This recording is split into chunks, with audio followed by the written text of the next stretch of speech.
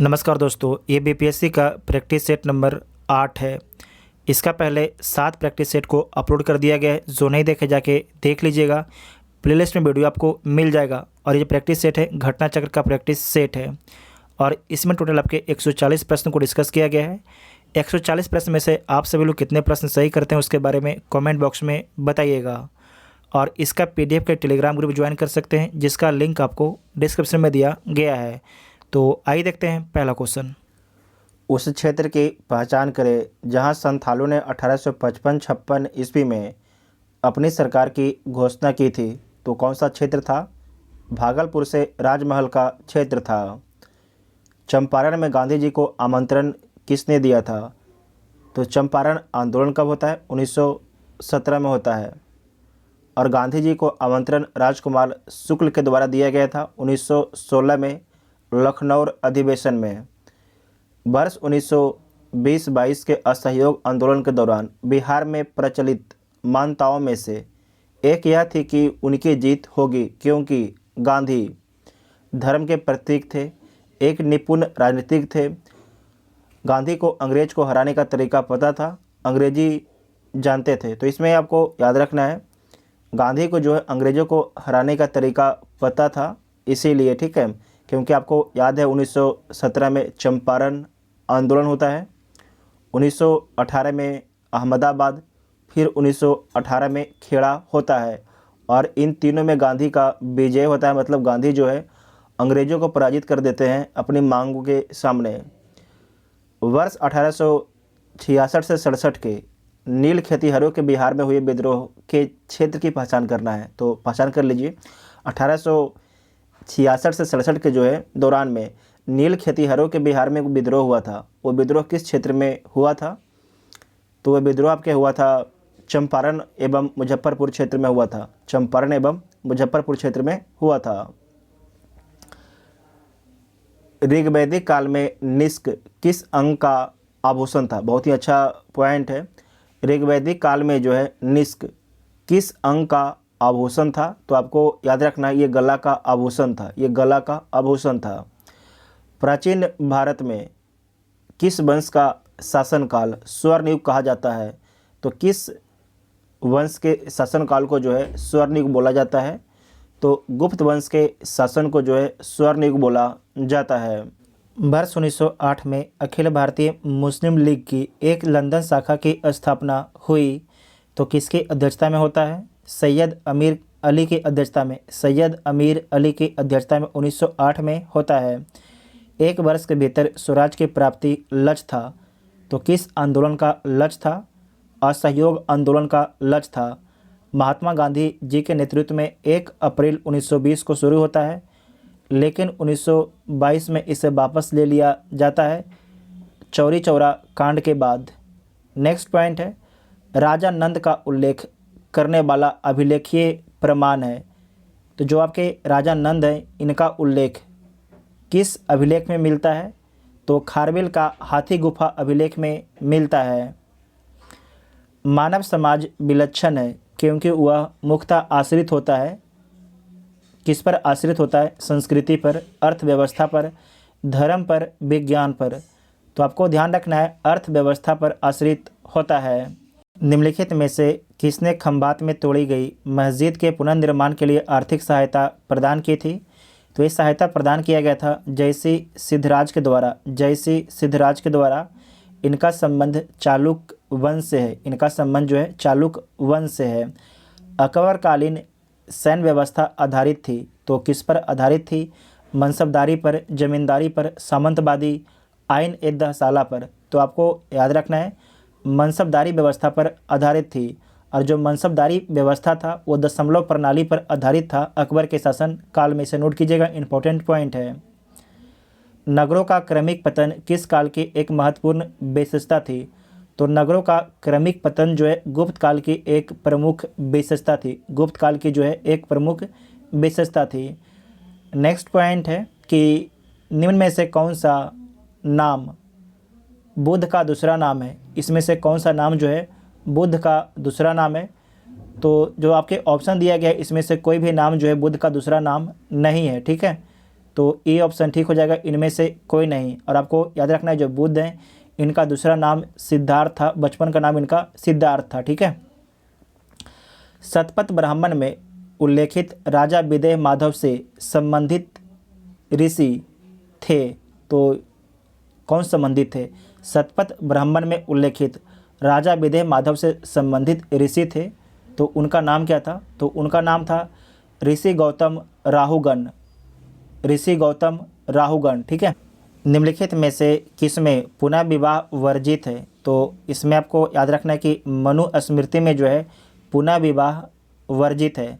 लेकिन आपको ध्यान से आप समझिएगा कि अगर कोई मेल है, ठीक है, मेल की पत्नी कोई फीमेल नहीं होगी, अगर इनका मौत हो जाता है तो जो आपके मेल है किसी दूसरा महिला से विवाह कर सकता है। लेकिन कोई अगर ये फीमेल है, ये आपके मेल है, और अगर मेल का मृत्यु हो जाएगा, ठीक है, मेल का जो है मृत्यु हो गया, मौत हो गया, तो जो आपके फीमेल है किसी दूसरा मेल से विवाह नहीं कर सकती है। ये लिखा गया है मनुस्मृति में, तो आप लोग समझ लीजिए, होशियार हैं आप लोग, क्या लिखा गया है।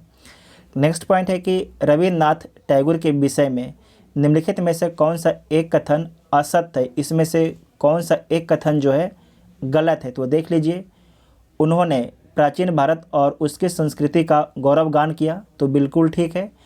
उन्होंने शिवाजी और गुरु गोविंद सिंह को राष्ट्र निर्माता के रूप में देखा, तो ये भी कथन आपके ठीक है। उनके अनेक गीतों में मराठों के बहादुरी का खंडन है, तो आपकी गलत बात है, जो बहादुरी का खंडन नहीं किया गया, ठीक है, तो आपके ये गलत है। उसके बाद है कि उन्होंने स्वदेशी आंदोलन के आर्थिक पक्ष का समर्थन किया, तो आपको याद रखना है कि जब स्वदेशी आंदोलन के दौरान जब विदेशी कपड़ा जलाया जा रहा था तो रविन्द्रनाथ टैगोर उसका विरोध करते हैं, तो इसमें सी और डी आपके गलत हो जाएगा, तो एक से अधिक ऑप्शन ठीक हो जाएगा। निम्नलिखित में से कौन सही सुमेलित है, ठीक है, इसमें से देखिए कौन आपके सही सुमेलित है। तो देख लीजिए, भगत सिंह का an introduction to the dream land, ये किसका है? भगत सिंह का है, तो बिल्कुल ठीक है। बंदी जीवन किसका है? तो जो बंदी जीवन है सचिंद्र नाथ सान्याल का है। इंडियन स्ट्रगल सुभाष चंद्र बोस का है। मैं अनिश्वरवादी क्यों हूँ, ये किसका है? तो भगत सिंह का है। तो इसमें आपके जो केवल सही सुमेलित है, ए आपके केवल सही सुमेलित है, बाकी सारे आपके गलत सुमेलित हैं। नेक्स्ट पॉइंट है, भारतीय राजनीति में वर्ष 1947 के बाद किस महिला ने सर्वाधिक योगदान दिया? तो 4 ऑप्शन दिया गया है, इसमें सर्वाधिक योगदान किसके द्वारा दिया गया है? तो अरुणा आसफ अली के द्वारा दिया गया है, अरुणा आसफ अली के द्वारा दिया गया है।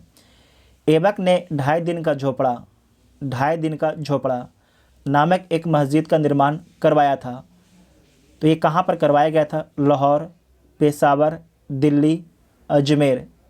तो आपको याद रखना है ढाई दिन का झोपड़ा जो है अजमेर में बना था, अजमेर में, ठीक है।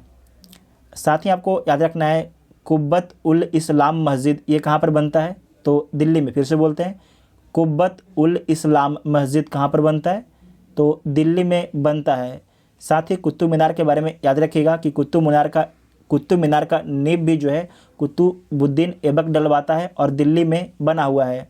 और जो कुतुब मीनार है उसे पूरा कौन करवाता है? तो इल्तुतमिश इसे पूरा करवाता है। जबकि आपको याद रखना है कि जो कुतुब मीनार था ये आपके 4 मंजिला था, ठीक है, 4 मंजिला था। लेकिन फिरोज शाह तुगलक के समय में चौथा मंजिला पर बिजली गिर जाता है और चौथा मंजिला टूट जाता है। उसके बाद फिरोज शाह तुगलक जो है चौथा मंजिला को तो मरम्मत करवाता ही है, उस पर एक और मंजिला बनवा देता है, ठीक है। ये फिरोज शाह तुगलक के काल में होता है, इसे नोट कर लीजिएगा, वेरी वेरी इंपॉर्टेंट पॉइंट है। नेक्स्ट है, सल्तनत काल में नायब के पद पर नियुक्त होने वाला प्रथम व्यक्ति कौन था? ये प्रथम व्यक्ति कौन था? तो एतगीन था, ठीक है। सल्तनत काल में नायब के पद पर नियुक्त होने वाला प्रथम व्यक्ति एतगीन था। नेक्स्ट पॉइंट है, इल्तुतमिश की मृत्यु के बाद दिल्ली सल्तनत की गद्दी पर कौन बैठा था? तो जब इल्तुतमिश की मौत हो गया तो उसके बाद दिल्ली की गद्दी पर कौन बैठता है? तो दिल्ली की गद्दी पर जो है रुकनुद्दीन फिरोज शाह बैठता है, रुकनुद्दीन फिरोज शाह बैठता है। तो बी इसका राइट आंसर हो जाएगा। और आपको याद रखना है कुछ ही समय में इसे हटा के जो है रजिया सुल्तान को राजा बनाया जाता है, रजिया सुल्तान को राजा बनाया जाता है। रजिया सुल्तान कौन है? तो इल्तुतमिश की बेटी है। लेकिन इसका जो राइट आंसर हो जाएगा बी इसका राइट आंसर हो जाएगा।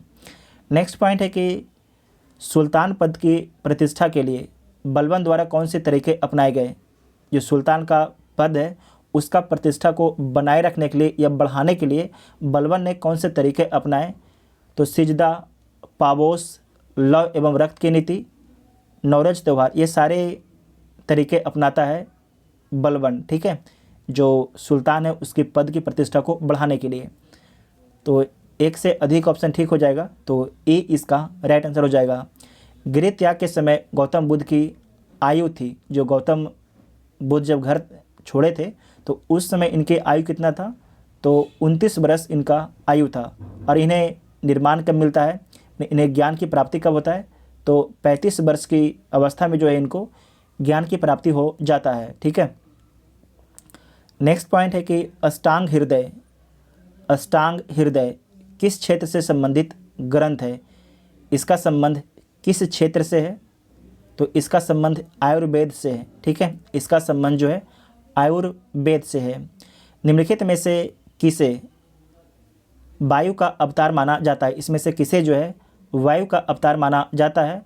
तो माधवाचार्य को जो है वायु का अवतार माना जाता है। कावेरी नदी कौन से राज्य से होकर गुजरती है? जो कावेरी नदी है, ठीक है, ये आपके कावेरी नदी जो है कौन से राज्य से होकर गुजरती है? तो सबसे पहले तो कर्नाटक से निकलती है और तमिलनाडु होते हुए बंगाल की खाड़ी में गिर जाती है। तो बी इसका राइट आंसर हो जाएगा। और कहाँ से निकलती है? तो आपको याद रखना है ब्रह्मगिरी के पहाड़ी से निकलती है, कर्नाटक के ब्रह्मगिरी के पहाड़ी से निकलती है, इसे नोट कर लीजिएगा, इंपॉर्टेंट पॉइंट है। बिहार आर्थिक सर्वेक्षण पहली बार किस वित्तीय वर्ष के लिए प्रकाशित किया गया था? तो पहली बार 2006-07 के लिए प्रकाशित किया गया था। ये बीपीएससी के द्वारा पूछा भी जा चुका है। उसके बाद नेक्स्ट है कौन सा कथन सबसे अच्छी तरह यह बताता है कि शिलोंग में प्रति वर्ष लगभग 200 सेंटीमीटर वर्षा क्यों होती है, जबकि चेरापूंजी जो शिलोंग से लगभग 30 किलोमीटर दूर है, यहाँ पर प्रति वर्ष जो है 1250 सेंटीमीटर वर्षा क्यों होती है? मतलब कि जहाँ पर शिलोंग में मात्र 200 सेंटीमीटर वर्षा होता है, जबकि शिलोंग से चेरापूंजी मात्र 30 किलोमीटर दूर है, वहाँ पर 1250 सेंटीमीटर वर्षा क्यों होती है? मतलब कि समझ रहे हैं कि लगभग 950 सेंटीमीटर अधिक वर्षा होता है चेरापूंजी में। उसके पीछे कारण क्या है ये आपके बताना है। तो आप लोग ए और बी ऑप्शन को ध्यान से पढ़िए वीडियो को पॉज करके, उसके बाद आगे आइए, उसके बाद सी को पढ़िए और डी को पढ़िए, उसके बाद आप लोग आंसर सोच लीजिए। और इसका जो राइट आंसर हो जाएगा सी इसका राइट आंसर हो जाएगा। चेरापूंजी खासी पहाड़ियों की हवा बहने की दिशा की ओर स्थित है, ठीक है, चेरापूंजी जो है खासी पहाड़ियों की हवा बहने की दिशा की ओर स्थित है और मानसून की बंगाल की खाड़ी से वर्षा प्राप्त करता है, जबकि शिलोंग खासी पहाड़ियों के किनारे पर स्थित है जो वर्षा आच्छादन क्षेत्र उत्पन्न करता है। तो इसका राइट आंसर क्या हो जाएगा? सी इसका राइट आंसर हो जाएगा। नेक्स्ट पॉइंट है निम्नलिखित में से कौन सा शहर पोटोमैक नदी के घाट पर स्थित है? पोटोमैक नदी के घाट पर कौन सा शहर स्थित है? तो वाशिंगटन डीसी स्थित है जो अमेरिका की राजधानी है। समुद्र तल पर पृथ्वी के केंद्र के सबसे निकट स्थान है, बहुत ही अच्छा सवाल है। समुद्र तल पर, ठीक है, पृथ्वी के केंद्र के सबसे निकट स्थान कौन है ये आपको बताना है। सबसे निकट स्थान कौन है? तो उत्तरी ध्रुव, मकर रेखा, कर्क रेखा, भूमध्य रेखा, कौन है? तो उत्तरी ध्रुव है, ठीक है, उत्तरी ध्रुव है। चेरापूंजी अवस्थित है किस राज्य में अवस्थित है? तो मेघालय राज्य में अवस्थित है, आपने अभी तुरंत देखा है। निम्नलिखित में से कौन सी नदी उत्तरी बिहार की नदी है? इसमें से कौन सी जो नदी है उत्तरी बिहार की नदी है? तो देख लीजिए, गंडक उत्तरी बिहार की है, उसके बाद है बागमती, ये भी उत्तरी बिहार का है, और उसके बाद है कोसी, ये भी आपके उत्तरी बिहार की नदी है। कोसी को बिहार का शोक बोला जाता है, जबकि सोन जो है अमरकंटक से निकलती है और पटना के पास जाके गंगा में मिल जाती है। और जो उत्तरी कोयल है ये आपके दक्षिण बिहार की नदियाँ हैं। तो एक से अधिक ऑप्शन आपका ठीक हो जाएगा, ठीक है, एक से अधिक इसका राइट आंसर हो जाएगा। तो ई इसका राइट आंसर हो जाएगा, ठीक है, ई इसका राइट आंसर हो जाएगा। नेक्स्ट है बिहार आर्थिक समीक्षा 2020-21 के अनुसार निम्नलिखित कथनों में से कौन सा कथन आपके गलत है। तो देख लीजिए इसमें से कौन सा कथन आपके गलत है। सितंबर 2020 तक बिहार में कुल 68 राष्ट्रीय राजमार्ग थे, तो पहला ही आपके पॉइंट गलत है, 68 नहीं थे, 58 थे, ठीक है, 58 थे। राष्ट्रीय राजमार्ग की न्यूनतम लंबाई की दृष्टि से सबसे छोटा जिला शिवहर है, तो वर्तमान में भी है, ठीक है। सितंबर 2020 तक राष्ट्रीय राजमार्ग की लंबाई में सर्वाधिक बड़ा जिला पटना है, तो 2022 में भी पटना है, ठीक है। उसके बाद है कि सितंबर 2020 तक देश के कुल राष्ट्रीय राजमार्ग की लंबाई का 5475 किलोमीटर हिस्सा बिहार का था, तो आपके उस समय था, लेकिन अभी जो है चेंज कर गया होगा, तो इसे आप लोग नया डाटा में देख लीजिएगा, ऐसा आपको डाटा हम दे देंगे। तो इसका राइट आंसर क्या हो जाएगा, ए इसका राइट आंसर होगा, क्योंकि ए आपके गलत है, बाकी सारे आपके सही हैं 2020 और 21 के डाटा के अनुसार। उसके बाद है जनगणना 2011 के अनुसार बिहार के किस जिले में शहरीकरण सर्वाधिक है। बहुत ही अच्छा सवाल है। बिहार के किस डिस्ट्रिक्ट में जो है शहरीकरण सर्वाधिक है, तो पटना में शहरीकरण सर्वाधिक है, पटना में शहरीकरण जो है सर्वाधिक है। कितना है, तो 43.1% है। दूसरे स्थान पर मुंगेर है, मुंगेर में 27.8% है, 27.8% है। निम्नलिखित में से कौन सा खनिज बिहार में उत्पादित किया जाता है, इसमें से कौन सा जो खनिज है जिसका उत्पादन बिहार में किया जाता है, तो फेल्सपार, फायर क्ले, सोना, ग्रेनाइट, इन सभी का उत्पादन बिहार में किया जाता है, तो एक से अधिक हो जाएगा, ठीक है। बिहार में सर्वाधिक वर्षा होती है, तो बिहार में जो सर्वाधिक वर्षा होती है आपको याद रखना है कि बिहार में सर्वाधिक जो वर्षा होती है साउथ और वेस्ट, तो आपको याद रखना है दक्षिण पश्चिम मानसून से, ठीक है, दक्षिण पश्चिम मानसून से जो है बिहार में सर्वाधिक वर्षा होता है, तो डी इसका राइट आंसर हो जाएगा। और सबसे अधिक वर्षा बिहार में कहाँ पर होता है, तो किशनगंज में सबसे अधिक वर्षा होता है, ठीक है। और आप लोग कमेंट करके बताइएगा कि सबसे कम वर्षा बिहार में कहाँ पर होता है। सबसे अधिक तो किशनगंज में होता है, और सबसे कम कहाँ पर होता है, तो आप सभी लोग बताइएगा कमेंट करके। संजय गांधी जैविक उद्यान पटना निम्नलिखित में से किस कारणों से प्रसिद्ध है, किस कारण से प्रसिद्ध है, तो गैंडा प्रजनन के लिए प्रसिद्ध है। और आपको याद रखना है कि एशिया का सबसे बड़ा जो है गैंडा प्रजनन केंद्र कौन है, तो जो पटना का जू है जिसका नाम है संजय गांधी जैविक उद्यान है, तो सी इसका राइट आंसर हो जाएगा। और वर्ल्ड का दूसरा है भारत बंद रिपोर्ट 2019, यहाँ पर 19 लिखा हुआ कीजिएगा, 2021 आपको नया डाटा बताएंगे हम। भारत बंद रिपोर्ट 2021 के अनुसार बिहार राज्य के किस जिले में वनावरण सर्वाधिक है, तो यहाँ पर समझिएगा कि सबसे अधिक जो वनावरण है, मैप पे बताते हैं, एक सेकंड रुकिए, ये आपके यहाँ पर है कैमूर, ठीक है। तो सबसे अधिक जो वन कहाँ पर है, कैमूर में है, ये पहला नंबर पर हो गया। दूसरा में कौन है, तो दूसरा में आपको नोट करना है पश्चिमी चंपारण है, दूसरा में आपके पश्चिमी चंपारण है। सबसे कम कहाँ पर है, तो सबसे कम आपके शेखपुरा में, शेखपुरा में जो है सबसे कम है। सेकेंड कौन है, तो सेकेंड आपके अरवल है, सेकेंड आपके अरवल है कम में। और आपको याद रखना कि अरवल जो है बिहार का 38वां डिस्ट्रिक्ट है। अगर आपसे पूछा जाएगा कि परसेंटेज में जो है सबसे अधिक वन किस डिस्ट्रिक्ट में है, तो पहला में तो आपके आ जाएगा, परसेंटेज में आ जाएगा कौन, एक सेकेंड, ये क्या कोई गाड़ी चालू कर दिया, अच्छा फिर से देखिए। परसेंटेज में अगर बोला जाएगा तो पहला में कौन आ जाएगा, कैमूर ही आ जाएगा परसेंटेज में, ठीक है। और दूसरा में परसेंटेज में कौन आ जाएगा, तो परसेंटेज में दूसरा में आपके आ जाएगा जमुई, ठीक है, जमुई आ जाएगा दूसरा में, कि सबसे अधिक परसेंटेज में कहाँ पर आपके बिहार में वन है। और सबसे कम में तो आपको शेखपुरा आएगा, शेखपुरा आएगा, ठीक है। और सेकेंड में कौन आ जाएगा, तो सेकेंड में बक्सर और सिवान आ जाएगा, यहाँ पर आपके बक्सर है और यहीं पर आपके सिवान है, ठीक है। तो इसे नोट कर लीजिएगा, वेरी वेरी इंपॉर्टेंट पॉइंट है। नेक्स्ट है सूची 1 को सूची 2 के साथ आपको सम्मिलित करना है, तो सम्मिलित कर लीजिए। एक साइड आपके मरुस्थल है और दूसरी साइड आपके अवस्थिति है। सिम्पसन मरुस्थल ये कहाँ पर स्थित है, तो ऑस्ट्रेलिया में स्थित है। उसके बाद है काराकोरम मरुस्थल, ये तुर्कमेनिस्तान में स्थित है। सिचुरा मरुस्थल, सिचुरा मरुस्थल ये आपके कहाँ पर स्थित है? जो सेचुरा मरुस्थल, इसके बारे में याद रखिएगा कि आपके ये स्थित है पेरू में, ये भी ठीक है। उसके बाद है नेगेवा, ये कहाँ पर स्थित है? इजराइल में। तो सारे के सारे आपके सम्मिलित ही हैं, तो 1 2 3 4 हो जाएगा। तो ए इसका राइट आंसर हो जाएगा, ठीक है, ए इसका राइट आंसर हो जाएगा। उसके बाद है कि उत्तर से दक्षिण की ओर कश्मीर हिमालय पर्वत श्रृंखला का सही क्रम क्या है? उत्तर से दक्षिण, ठीक है। तो आपको याद रखना है सबसे उत्तर में कौन हो जाएगा? काराकोरम हो जाएगा। उसके बाद लद्दाख आ जाएगा, लद्दाख के बाद जास्कर आ जाएगा, और जास्कर के बाद आपके जो है पीर पंजाल आ जाएगा। तो बी इसका राइट आंसर हो जाएगा। नेक्स्ट पॉइंट है कि विश्व का सर्वाधिक जैव विविधता समृद्ध क्षेत्र है। विश्व का सर्वाधिक जैव विविधता समृद्ध क्षेत्र कौन है? तो जो उष्णकटिबंधीय क्षेत्र होता है वो विश्व का सर्वाधिक जैव विविधता समृद्ध क्षेत्र होता है, क्योंकि यहाँ पर वर्षा डेली होता है और यहाँ पर बहुत ही घना जंगल होता है, ठीक है।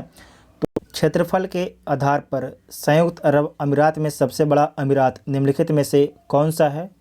तो अबू धाबी है।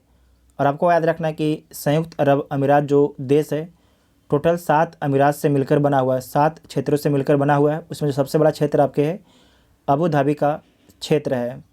सूची 1 को सूची 2 के साथ सम्मिलित करना है, तो सम्मिलित कर लीजिए। आर्द्रभूमि और राज्य है। टबाव आर्द्रभूमि सिक्किम में है, कुराडी महाराष्ट्र में है, अंसुपा उड़ीसा में है। उसके बाद है यार लपट, ये कहाँ पर है? तो ये आपके मणिपुर में है। तो इसका राइट आंसर क्या हो जाएगा? 3 4 2 1, 3 4 2 1। तो सी इसका राइट आंसर हो जाएगा। हिमालय कीर्ति प्रदेश में उल्टी नौका के समान की निक्षेपणात्मक स्थलाकृति को कहा जाता है, तो क्या बोला जाता है? इसे ड्रमलिन बोला जाता है, इसे जो है ड्रमलिन बोला जाता है। निम्नलिखित में से कौन भूमिगत जल के अपरदन से निर्मित स्थलाकृति नहीं है? तो देख लीजिए, टेरा रोसा है, घोलरंध्र, डोलाइन ये भी है, जबकि जियोड नहीं है, ठीक है, जियोड नहीं है। तो सी इसका राइट आंसर हो जाएगा। गर्म करने पर एक अर्धचालक का प्रतिरोध क्या होता है? घटता है। गर्म करने पर एक जो है अर्धचालक का प्रतिरोध क्या हो जाता है? घटता है। नेक्स्ट पॉइंट है कि एक हाइड्रोकार्बन जिसमें कार्बन के 2 परमाणु द्विबंध द्वारा जुड़े हो कहलाता है, उसे क्या बोला जाता है? तो उसे एल्किन बोला जाता है, उसे जो है एल्किन बोला जाता है। सूची 1 को सूची 2 के साथ सम्मिलित करना है, तो सम्मिलित कर लीजिए। त्वचा कैंसर पराबैंगनी प्रकाश के कारण होता है। ध्वनि प्रदूषण डेसिबल में नापा जाता है। वैश्विक तापमान, जो वैश्विक तापमान है किसके कारण बढ़ रहा है? तो कार्बन डाइऑक्साइड के कारण। ओजोन छिद्र क्यों हो रहा है? तो क्लोरोफ्लोरोकार्बन के कारण। तो इसका राइट आंसर क्या हो जाएगा? 2 3 4, 2 3 4, 2 3 4 और 1। तो बी ऑप्शन ठीक हो जाएगा, ठीक है, बी ऑप्शन ठीक हो जाएगा। नेक्स्ट पॉइंट है कि मांसपेशियों में दर्द के उपचार में उपयोग किया जाने वाला विकिरण है। ये बीपीएससी का पूछा हुआ सवाल है। मांसपेशियों में दर्द के उपचार में उपयोग किया जाने वाला विकिरण कौन है? तो इंफ्रारेड है, ठीक है, इंफ्रारेड है। शैवाल और कवक के मिलने से लाइकेन बनता है, जिसे कहते हैं, तो उसे क्या बोला जाता है? तो उसे म्यूचुअलिज्म बोला जाता है, म्यूचुअलिज्म बोला जाता है, ठीक है, म्यूचुअलिज्म बोला जाता है। तो बी इसका राइट आंसर हो जाएगा। विद्युत चुंबकीय तरंग का वेग होता है, विद्युत चुंबकीय तरंग का वेग कितना होता है? तो 3 × 10⁸ EMS मीटर सेकेंड -1। तो ए इसका राइट आंसर हो जाएगा, ठीक है, पावर का -1 हो जाएगा। नेक्स्ट है प्राकृतिक रबड़ किसका बहुलक है? प्राकृतिक रबड़ जो है किसका बहुलक है? तो आइसोप्रीन का बहुलक है, आइसोप्रीन का बहुलक है। पानी का अपेक्षाकृत घनत्व सर्वाधिक निम्नलिखित ताप पर होता है। बीपीएससी का फेवरेट क्वेश्चन है। पानी का अपेक्षित घनत्व सर्वाधिक निम्नलिखित ताप पर होता है, तो किस ताप पर होता है? 4 डिग्री सेल्सियस पर होता है, 4 डिग्री सेल्सियस पर होता है। 1 ग्राम बर्फ़ को 0 डिग्री सेल्सियस तापक्रम से वाष्प में 100 डिग्री सेल्सियस तापक्रम तक ले जाने के लिए कितने कैलोरी ऊष्मा की आवश्यकता होती है? तो कितने कैलोरी ऊष्मा की आवश्यकता होती है? तो 720 कैलोरी ऊष्मा की आवश्यकता होती है। 720 कैलोरी ऊष्मा की आवश्यकता होती है। ठीक है। नेक्स्ट पॉइंट है कि एक रेडियो एक्टिव पदार्थ की अर्ध आयु 4 महीने है। इस पदार्थ के 3/4 का क्षय होने में समय लगेगा। तो कितना समय लगेगा? तो 8 महीना समय लगेगा। इसे सोल्व कर लीजिएगा। दूध प्रोटीन को पचाने वाला एंजाइम है, उसका नाम क्या है? तो दूध प्रोटीन को पचाने वाला जो एंजाइम है उसका नाम है रेनिन। क्या नाम है? रेनिन उसका नाम है। केसर मसाला, सेफ्रॉन स्पाइस बनाने के लिए पौधे का निम्नलिखित में से कौन सा भाग उपयोग में लाया जाता है? तो स्टिग्मा इस्तेमाल में लाया जाता है। वार्तिकांग्र को इस्तेमाल में लाया जाता है। तो डी ऑप्शन आपका राइट आंसर हो जाएगा। विद्युत बल्ब में होता है, विद्युत बल्ब में क्या होता है? तो विद्युत बल्ब में जो है फिलामेंट होता है, फिलामेंट होता है। निम्नलिखित में से लंबाई का एसआई मात्रक क्या होता है? तो लंबाई का एसआई मात्रक मीटर होता है।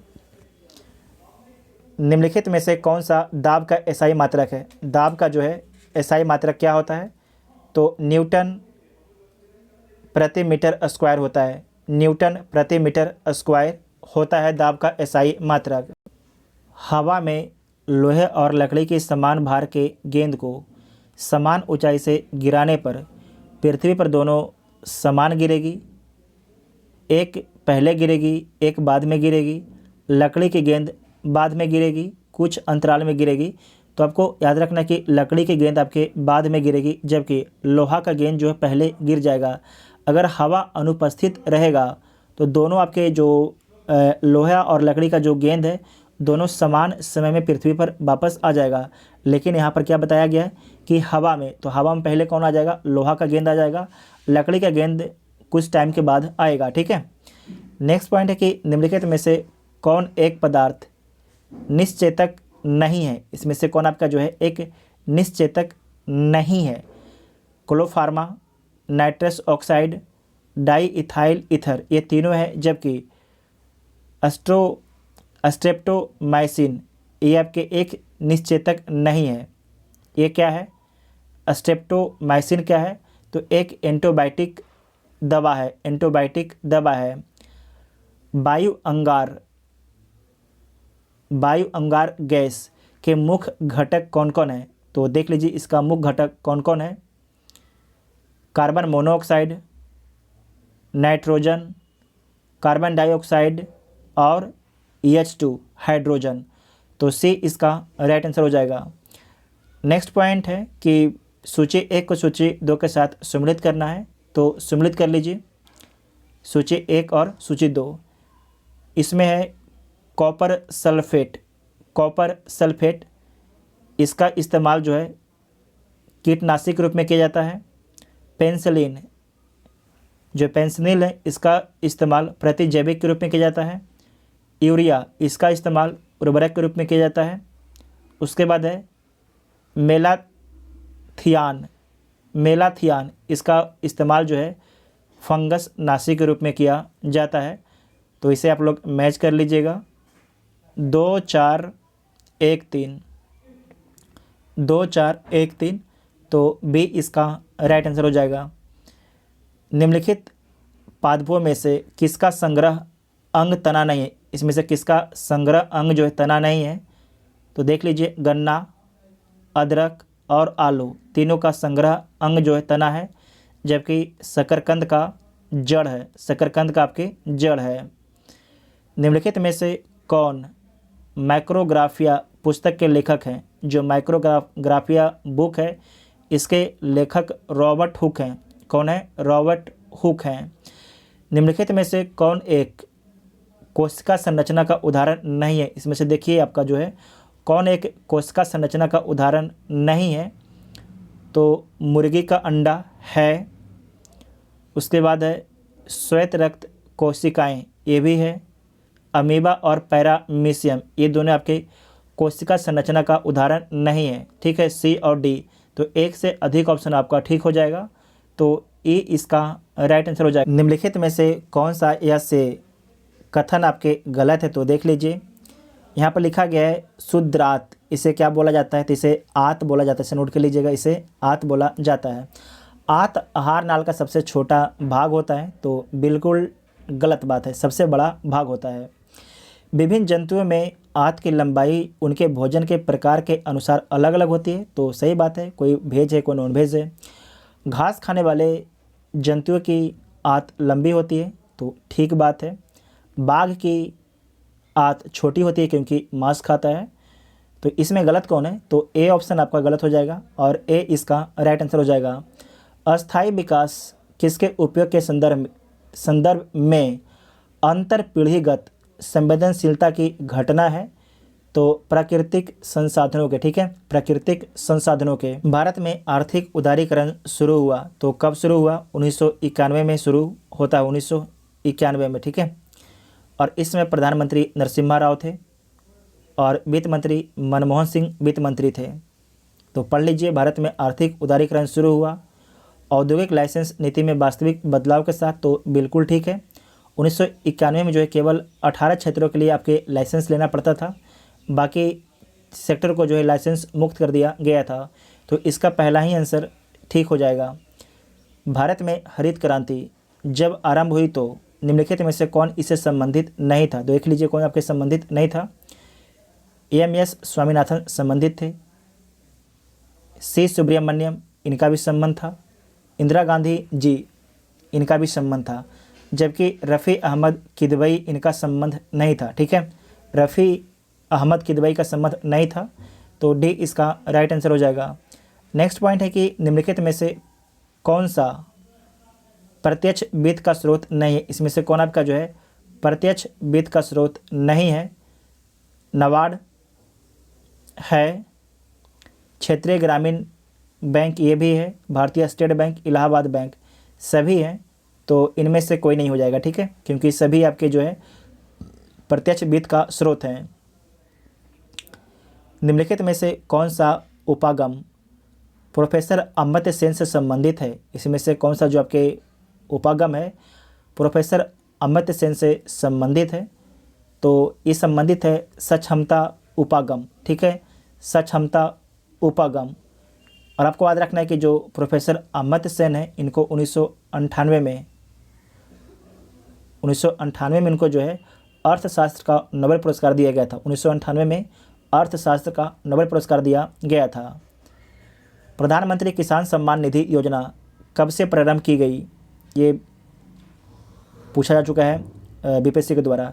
प्रधानमंत्री किसान सम्मान निधि योजना कब से प्रारंभ की गई थी, तो आपको याद रखना है 24 फरवरी 2019 से, 24 फरवरी 2019 से। और आपको याद रखना है कि इसमें 3 किस्त में जो है 6,000 रुपया किसानों को दिया जाता है हर 4 महीने में। भारत में कृषि आय पर कर लगाया जा सकता है केंद्र सरकार द्वारा, स्थानीय सरकारों द्वारा, राज्य सरकारों द्वारा, केंद्र एवं राज्य सरकार दोनों द्वारा। तो भारत में जो है कृषि आय पर कर लगाया जा सकता है, तो किसके द्वारा, राज्य सरकार के द्वारा, क्योंकि आपको याद रखना है कि कृषि जो है राज्य सूची का विषय है, कृषि जो है राज्य सूची का विषय है। नेक्स्ट पॉइंट है कि भारत में प्रथम कृषि विश्वविद्यालय की स्थापना हुई थी, तो कहाँ पर होती है, तो आपको याद रखना है ये आपके होता है पंतनगर में, पंतनगर में। पंतनगर किस राज्य में है, तो उत्तराखंड राज्य में है। कब हुआ था, 1960 में हुआ था। भिलाई स्टील संयंत्र एक खाली स्थान उपक्रम है, तो सार्वजनिक उपक्रम है, ठीक है, सरकारी उपक्रम है, तो सी ऑप्शन ठीक हो जाएगा। नेक्स्ट पॉइंट है कि भारत में गोल्डन हैंडशेक योजना किससे संबंधित है, भारत में जो है गोल्डन हैंडशेक योजना किससे संबंधित है, तो स्वैच्छिक सेवानिवृत्ति से संबंधित है गोल्डन हैंडशेक योजना, तो ए इसका राइट आंसर हो जाएगा। और आपको याद रखना है कि 1991 में लाया गया था इस स्कीम को, ठीक है, गोल्डन हैंडशेक योजना को जो 1991 में लाया गया था, स्वैच्छिक सेवानिवृत्ति इसके माध्यम से दिया जाता था। नेक्स्ट है कि भारत में किसने आमदनी पर कर की शुरुआत की थी।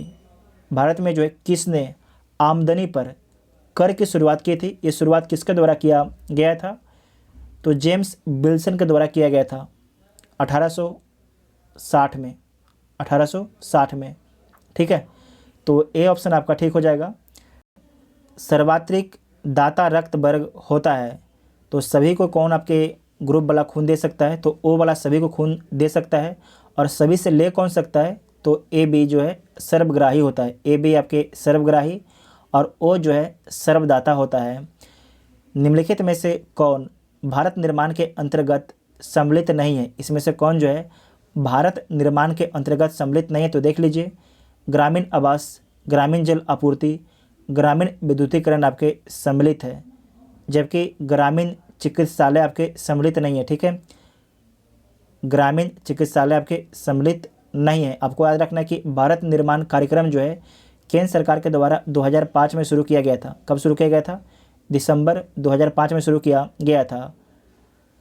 नेक्स्ट पॉइंट है ट्राइसेम एक कार्यक्रम है। ट्राइसेम एक कार्यक्रम है औद्योगिक विकास का, शहरी विकास का, ग्रामीण विकास का, सुरक्षात्मक तैयारियों का।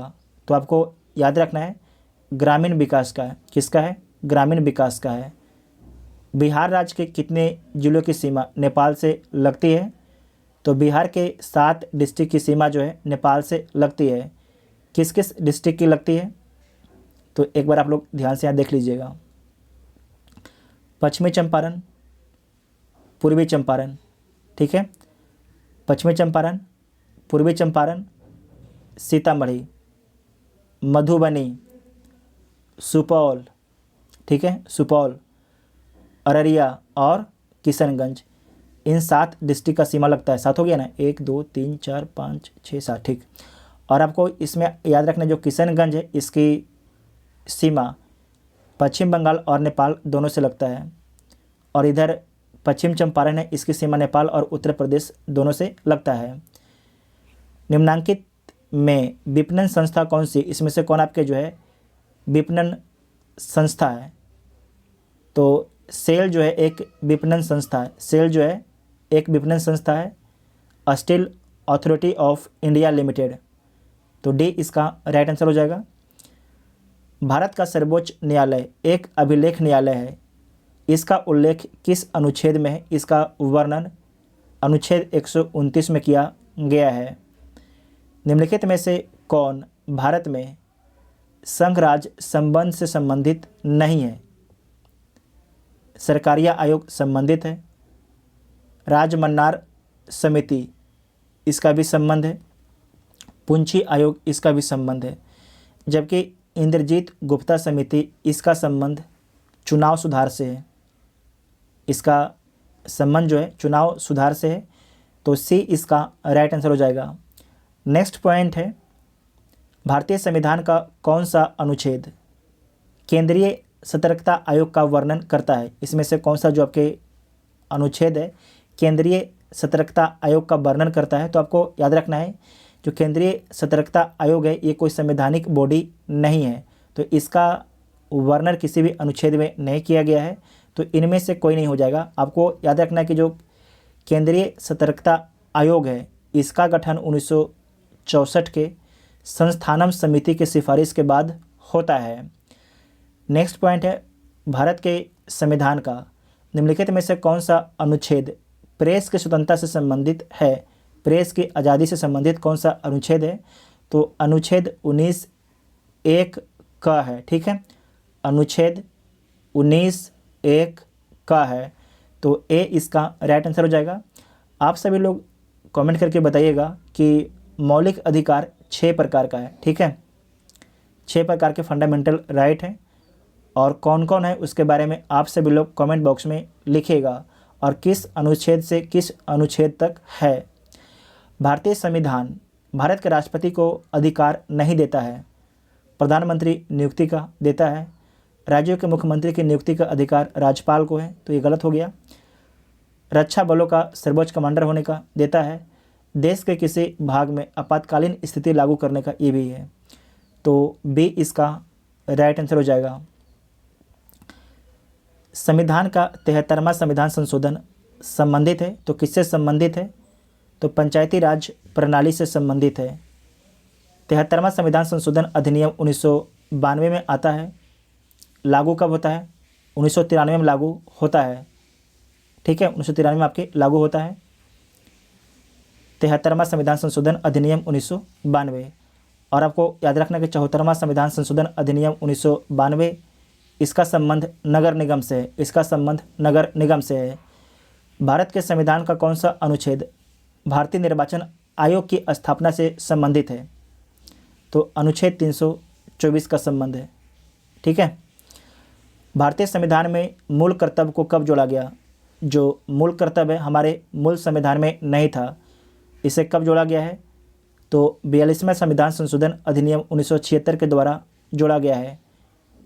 और आपको याद रखना है कि स्वर्ण सिंह समिति की सिफारिश पर जब 1976 में इसे जोड़ा गया था, 42वां संविधान संशोधन के अधिनियम के तहत टोटल आपके 10 मौलिक कर्तव्य थे, लेकिन वर्तमान में 11 मौलिक कर्तव्य हैं। तो जो एक मौलिक कर्तव्य है इसे कब जोड़ा गया? तो इसे 2002 में जोड़ा गया 86वां संविधान संशोधन अधिनियम के तहत। निम्नलिखित में से कौन सा एक विकल्प सही सम्मिलित नहीं है? तो देखिए कौन सा जो एक विकल्प है आपके सही सम्मिलित नहीं है। अनुच्छेद 44 समान नागरिक संहिता, ये ठीक है। अनुच्छेद 50 न्यायपालिका व कार्यपालिका का पृथक्करण, ये भी ठीक है। अनुच्छेद 43A उद्योग के प्रबंधन में कामगारों की भागीदारी का प्रावधान, ये भी ठीक है। अनुच्छेद 39A समान न्याय एवं निःशुल्क विधिक सहायता, ये पूछा गया था बिहार एसएससी में, ये पॉइंट ठीक है। तो सारे आपके सही सम्मिलित हैं, इसमें से कोई भी आपके गलत नहीं है, तो ई इसका राइट आंसर हो जाएगा। और आपको याद रखना है कि ये सारे के सारे पॉइंट जो है DPSP है। ठीक है, ये सारे के सारे पॉइंट जो है DPSP है। उसके बाद नेक्स्ट क्वेश्चन है, भारतीय संविधान में निम्नलिखित में से किस अनुच्छेद के तहत बिहार में महाधिवक्ता की नियुक्ति होती है? किस अनुच्छेद के तहत जो है बिहार में जो है महाधिवक्ता की नियुक्ति होती है? तो अनुच्छेद 165 के तहत। और इसकी नियुक्ति कौन करते हैं? तो राज्य के राज्यपाल के द्वारा इसकी नियुक्ति किया जाता है। निम्नलिखित में से कौन सा एक विकल्प सही सम्मिलित नहीं है? तो देख लीजिए इसमें से कौन सा जो एक विकल्प है वो सही सम्मिलित नहीं है। अनुच्छेद 17 अस्पृश्यता, अनुच्छेद 78 राष्ट्रपति को जानकारी देने के संबंध में प्रधानमंत्री के कर्तव्य, अनुच्छेद 148 भारत के नियंत्रक महालेखा परीक्षक, अनुच्छेद 21 प्राण और दैहिक स्वतंत्रता का अधिकार, प्राण और दैहिक स्वतंत्रता का अधिकार। तो सारे आपके सम्मिलित हैं, इसमें से कोई भी आपके गलत सम्मिलित नहीं है। तो क्या हो जाएगा? ई इसका राइट आंसर हो जाएगा। निम्नलिखित में से कौन सा राज्य सूची का विषय नहीं है? इसमें से कौन जो है राज्य सूची का विषय नहीं है? पुलिस राज्य सूची का विषय है, लोक स्वास्थ्य और स्वच्छता राज्य सूची का विषय है, कृषि राज्य सूची का विषय है, जबकि डाकघर ये राज्य सूची का विषय नहीं है। ठीक है, जो डाकघर है ये राज्य सूची का विषय नहीं है, ये संघ सूची का विषय। पट्टाभी सीतारमैया को पराजित कर सुभाष चंद्र बोस कांग्रेस के अध्यक्ष चुने गए। तो त्रिपुरी अधिवेशन में चुने गए थे। त्रिपुरी अधिवेशन 1939 में होता है, मध्य प्रदेश में होता है। और यहाँ पर आपको याद रखना कि सुभाष चंद्र बोस तो अध्यक्ष बन जाते हैं कांग्रेस का, लेकिन जो गांधी जी हैं उनसे कोई मुद्दे पर विवाद हो जाता है। उसके बाद सुभाष चंद्र बोस इस्तीफा दे देते हैं। इस्तीफा देने के बाद कांग्रेस का अध्यक्ष कौन बनते हैं? तो राजेंद्र प्रसाद बनते हैं 1939 में। से नोट कीजिएगा, वेरी वेरी इंपॉर्टेंट है। और जो सुभाष चंद्र बोस हैं ये 1939 में फॉरवर्ड ब्लॉक की स्थापना करते हैं। ठीक है, हरिपुरा अधिवेशन कब होता है? तो 1938 में होता है, हरिपुरा गुजरात में होता है, और इसके भी अध्यक्ष सुभाष चंद्र बोस होते हैं। ठीक है, उसके बाद है कि पाकिस्तान के निर्माण से संबंधित द्विराष्ट्र का सिद्धांत का प्रतिपादन किया था। तो किसके द्वारा किया गया था? मोहम्मद इकबाल के द्वारा किया गया था। मोहम्मद इकबाल के द्वारा किया गया था, वर्ष 1930 में किया गया था। निम्न में से किस आंदोलन की असफलता के बाद स्वराज पार्टी का गठन हुआ? किस आंदोलन के असफलता के बाद जो है स्वराज पार्टी का गठन होता है? तो असहयोग आंदोलन के असफलता के बाद स्वराज पार्टी का गठन 1923 में होता है और इसके अध्यक्ष CR दास होते हैं और महासचिव मोतीलाल नेहरू होते हैं। बक्सर के युद्ध में अंग्रेज सेनापति था। बक्सर का युद्ध कब होता है? 1764 में। अंग्रेज सेनापति हेक्टर मुनरो था। बम्बई प्रेसिडेंसी एसोसिएशन की स्थापना से कौन संबंधित था? फिरोज शाह मेहता, KT तेलंग, बदरुद्दीन तैयब जी, ये तीनों संबंधित थे। तो एक से अधिक ऑप्शन हो जाएगा। आपको याद रखना इन तीनों को जो है बम्बई का त्रिमूर्ति बोला जाता है। निम्नलिखित में से किसने वर्ष 1815 ईस्वी में आत्मीय सभा की स्थापना की? तो जो आत्मीय सभा है इसकी स्थापना राजा राम मोहन राय के द्वारा किया गया था 1815 में। और 1828 में आपको याद रखना है ब्रह्म सभा की भी स्थापना राजा राम मोहन राय के द्वारा किया गया था। सूची 1 को सूची 2 के साथ सम्मिलित करना है। क्या लिखा गया है? सही कथन का चयन कीजिए। लेखक का नाम है और पुस्तक का नाम है, ठीक है। तो आपको सही कथन के बारे में यहाँ पर चूज करना है। गांधी जी, इनका जो समाचार पत्र था नवजीवन था, तो बिल्कुल ठीक है। सोम प्रकाश, ये किसका समाचार पत्र है? चित्तरंजन दास का है, तो ये गलत है। ईश्वर चंद्र विद्यासागर का है, नोट कीजिएगा, ईश्वर चंद्र विद्यासागर का है, ठीक है। उसके बाद है Ishwar Chandra Vidyasagar India for Indians के लिए, ये आपके गलत है। इंडिया फॉर इंडियंस जो हो जाएगा यह आपका है चित्तरंजन दास का, और जो ईश्वर चंद्र विद्यासागर का है सोम प्रकाश है, तो ये दोनों गलत हो गया। उसके बाद है एनी बेसेंट न्यू इंडिया, तो ये तो बिल्कुल ठीक है। तो इसमें आपके जो सही कथन है 1 और 4 सही है, ठीक है। 1 और 4 सही, देखिए किसमें है 1 और 4, किसी में है ए, हाँ इसमें है, 1 में है, तो ए इसका राइट आंसर हो जाएगा, ठीक है।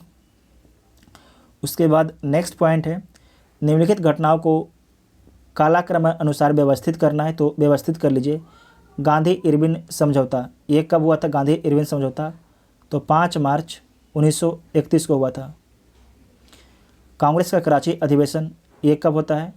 कांग्रेस का कराची अधिवेशन तो कहीं पर 26 से 31 लिखा रहेगा, कहीं पर 25 से 29 लिखा रहेगा, तो मान लीजिए 26 से 31 ये भी आपके मार्च में होता है और 1931 में होता है, ठीक है। भगत सिंह को फांसी कब पड़ता है? तो इनको पड़ता है 23 मार्च को फांसी, 1931 में ही पड़ता है। द्वितीय गोलमेज सम्मेलन कब होता है? तो ये भी आपके 1931 में होता है, लेकिन आपको याद रखना है ये सितंबर में होता है, ठीक है, सितंबर में होता है। तो इसमें सबसे पहले घटना कौन घटता है? गांधी इरविन समझौता, तो 1 आपके सबसे पहले हो जाएगा। उसके बाद हो जाएगा भगत सिंह को फांसी 3, 1 के बाद 3। भगत सिंह के फांसी के बाद हो जाएगा कांग्रेस का कराची अधिवेशन, तो आ जाएगा 2, उसके बाद 4, तो डी इसका राइट आंसर हो जाएगा, ठीक है। डी इसका राइट आंसर हो जाएगा। यहाँ पर देखिए इसमें मेनली डेट का खेल है, और आप लोग को ये डेट अगर आप लोग प्रैक्टिस सेट लगातार फॉलो कर रहे होंगे तो ये सारे डेट आपको रटा गया होगा, क्योंकि हमने इतना बार आपको बताया है कि आपको याद हो गया होगा, ठीक है। नेक्स्ट है कि गांधी जी ने किस वर्ष कांग्रेस के सक्रिय राजनीति से अलग होकर रचनात्मक कार्यों की ओर अपना झुकाव किया? तो किस वर्ष? 1934 में सविनय अवज्ञा आंदोलन को स्थगित, हाँ ठीक है, सविनय अवज्ञा आंदोलन को स्थगित करने के बाद जो सविनय अवज्ञा आंदोलन एक कब शुरू हुआ था? 1930 में शुरू हुआ था, ठीक है। नेक्स्ट पॉइंट है कि प्रथम अखिल भारतीय महिला सम्मेलन किस वर्ष आयोजित किया गया? प्रथम अखिल भारतीय महिला सम्मेलन किस वर्ष आयोजित किया गया? तो 1927 में आयोजित किया गया, 1927 में, ठीक है। नेक्स्ट है निम्नलिखित घटनाओं को कालानुक्रम के अनुसार व्यवस्थित कीजिए, तो व्यवस्थित करना है तो व्यवस्थित कर लीजिए। समझिएगा, पहला है महात्मा गांधी जी की दांडी मार्च यात्रा, ये कब प्रारंभ होता है? ये आपके प्रारंभ होता है 12 मार्च से 5 अप्रैल 1930 तक चलता है, ठीक है। पूना समझौता ये कब होता है? तो 24 सितंबर 1932 को होता है, ठीक है, 1932 को होता है। गांधी इरविन समझौता अभी आपने तुरंत देखा है, कब हुआ था? 5 मार्च 31 को हुआ था, ठीक है। उसके बाद है सांप्रदायिक निर्णय। सांप्रदायिक निर्णय 16 अगस्त 1932 को मैकडोनाल्ड के द्वारा लिया गया था, जो उस समय ब्रिटेन का प्रधानमंत्री था, ठीक है। तो इसमें आपको सबसे पहले कौन सा घटना घटता हुआ दिख रहा है? तो महात्मा गांधी की दांडी मार्च यात्रा आपको पहला घटना दिख रहा है। उसके बाद दूसरा घटना क्या है? उसके बाद दूसरा घटना देखिए, अब क्या आ जाएगा? 31 वाला। तो गांधी इरविन समझौता, गांधी इरविन समझौता, उसके बाद 3 हो जाएगा। उसके बाद है, उसके बाद आपका हो जाएगा 24 सितंबर है, और आपके ये है अगस्त, तो 4 हो जाएगा, और उसके बाद 2 हो जाएगा। तो ए इसका राइट आंसर हो जाएगा, ठीक है। ए इसका राइट आंसर हो जाएगा। उसके बाद नेक्स्ट पॉइंट है, किस गवर्नर जनरल ने 1857 की क्रांति के बारे में टिप्पणी किया कि अगर उनमें विद्रोहियों में से एक भी योग्य नेता निकला होता तो हम सदा के लिए हार जाते, मतलब सदा के लिए जो है अंग्रेज़ों को भारत से बाहर जाना पड़ जाता। ये किसका टिप्पणी है? तो ये टिप्पणी है जॉन लॉरेंस का है। किसका टिप्पणी है? जॉन लॉरेंस का टिप्पणी है। आप लोग कैनिंग मत मारिएगा। किसका कथन है? जॉन लॉरेंस का। और उस समय भारत का गवर्नर जनरल कौन था? तो लॉर्ड कैनिंग था। और लॉर्ड कैनिंग के बारे में याद रखिएगा कि भारत का प्रथम वायसराय भी लॉर्ड कैनिंग है, और भारत का अंतिम गवर्नर जनरल भी आपके जो है लॉर्ड कैनिंग है। सूची 1 को सूची 2 के साथ सम्मिलित करना है तो सम्मिलित कर लीजिए। भारत परिषद अधिनियम 1909, लॉर्ड मिंटो। भारत शासन अधिनियम 1935, इसका संबंध किससे है? तो 35 का संबंध आपके वेलिंगटन से है। लखनऊ समझौता, ये आपके जो लखनऊ समझौता है इसका संबंध है लॉर्ड हार्डिंग द्वितीय से है। भारत शासन अधिनियम 1919 लॉर्ड चेम्सफोर्ड से है, ठीक है। तो 2, 1, 4, 3, तो ए इसका राइट आंसर हो जाएगा, ठीक। द्वारा जकार्ता में आयोजित पुरुष हॉकी एशिया कप 2022 का खिताब किसने जीता है? तो दक्षिण कोरिया ने जीता है। निम्नलिखित कथनों में से कौन सा कथन आपके सत्य है? तो देख लीजिए कौन सा कथन सही है। Laureus sports of the year 2022 Max Verstappen को चुना गया है, तो बिल्कुल ठीक है। Laureus sports women of the year 2022 Elaine Thompson Herah को चुना गया है, ये भी कथन ठीक है। Laureus team of the year 2022 Italian men's football team को चुना गया है, तो ये भी कथन आपका ठीक है। तो सारे कथन आपके ठीक है, तो डी इसका राइट आंसर हो जाएगा। दुनिया के पहले नैनो यूरिया तरल संयंत्र का उद्घाटन किस राज्य में किया गया है? तो किस राज्य में किया गया है? गुजरात राज्य में किया गया है। हाल ही में फ्रेंच रिवेरा फिल्म फेस्टिवल में एक्सीलेंस इन सिनेमा अवार्ड से किसे सम्मानित किया गया है? तो नवाजुद्दीन सिद्दीकी को सम्मानित किया गया है। नवाजुद्दीन सिद्दीकी को सम्मानित किया गया है एक्सीलेंस इन सिनेमा अवार्ड से, ठीक है। एक्सीलेंस इन सिनेमा अवार्ड से। किस शहर में देश का पहला, किस शहर में जो है देश का पहला और एशिया का सबसे बड़ा लिक्विड मिरर टेलीस्कोप स्थापित किया गया है? तो किस शहर में स्थापित किया गया है? नैनीताल शहर में स्थापित किया गया है। खेलो इंडिया यूथ गेम्स 2022 का आयोजन कहाँ पर किया गया है? तो कहाँ पर किया गया है? पंचकुला हरियाणा में। और साथ में आपको याद रखना है चंडीगढ़ में, ठीक है। चंडीगढ़ में, पंचकुला हरियाणा और चंडीगढ़ में। नेक्स्ट पॉइंट है, किस राज्य सरकार ने हाल ही में गर्भवती महिलाओं के लिए एक विशेष स्वास्थ्य देखभाल अभियान आंचल शुरू किया है? तो जो आपके एक आंचल अभियान है किस राज्य सरकार के द्वारा शुरू किया गया है? तो राजस्थान राज्य सरकार के द्वारा शुरू किया गया है। हाल ही में हुए नियुक्तियों में कौन आपके सम्मिलित है? तो देख लीजिए कौन सम्मिलित है। एक साइड व्यक्ति हैं, दूसरे साइड आपके संबंधित क्षेत्र है। सुजाय लाल थाओसेन सशस्त्र सीमा बल के महानिर्देशक हैं, बिल्कुल ठीक है। जुल्फिकार हसन नागरिक उड्डयन सुरक्षा ब्यूरो के महानिर्देशक हैं, ये भी ठीक है। बजराम बेगज अल्बानिया के नए प्रधान, बजराम बेगज हैं अल्बानिया के नए राष्ट्रपति हैं, तो बिल्कुल ठीक है। तो इसके सारे कथन ठीक है, तो डी इसका राइट आंसर हो जाएगा। हाल ही में आयोजित आईपीएल 2022 का खिताब किस टीम ने जीता है? आईपीएल 2022 का खिताब किस टीम ने जीता है? तो गुजरात टाइटंस ने जीता है। किसने जीता है? गुजरात टाइटंस ने जीता है। किसे हराकर जीता है? तो आप सभी लोग कमेंट बॉक्स में बताइएगा। अपना पड़ोसी को ही हराया था। भारत की पहली निजी अंतरिक्ष यान निर्माण सुविधा कहाँ पर शुरू की गई है? भारत की पहली निजी अंतरिक्ष यान निर्माण सुविधा कहाँ पर शुरू की गई है? तो बेंगलुरु में शुरू किया गया है। कहाँ पर? बेंगलुरु में शुरू किया गया है। हाल ही में किस प्रबंधन संस्थान ने भारत का पहला कृषि भूमि मूल्य सूचकांक लॉन्च किया है? तो किसके द्वारा लॉन्च किया गया है? IIM अहमदाबाद के द्वारा लॉन्च किया गया है। तो ए इसका राइट आंसर हो जाएगा। स्विट्जरलैंड के लुसाने में आयोजित FIH हॉकी 5S चैंपियनशिप का खिताब किस देश ने जीता है? तो भारत के द्वारा जीता गया है।